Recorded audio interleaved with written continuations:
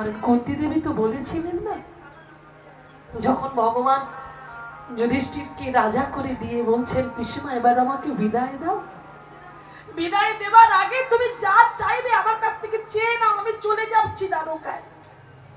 তখন কুন্তী দেবী বলেছিল কৃষ্ণ তুমি চলে যাবে, তবে যাওয়ার আগে তুমি আমাকে আশীর্বাদ করে যাও।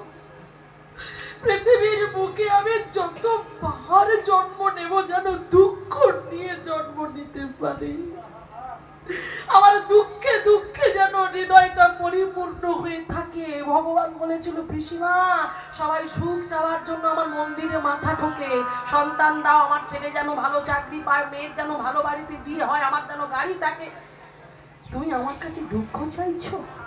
আহা, পিসিমা বলেছিল কৃষ্ণ আমি এটুকুই, এতদিনই আমি এটা বুঝেছি যে সুখে কৃষ্ণ পাওয়া যায়, দুঃখে কৃষ্ণ পাওয়া যায়। যখন আমার দুঃখ ছিল তখন আমার কৃষ্ণ ছিল,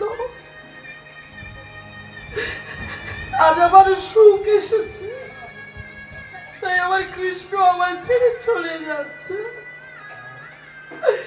তাই কৃষ্ণ আমাকে জনম জনম এত দুঃখ তুমি দিও যে দুঃখে আমি যেন আমার কৃষ্ণকে পেতে পারিনি। তাই গৌর প্রেমানন্দে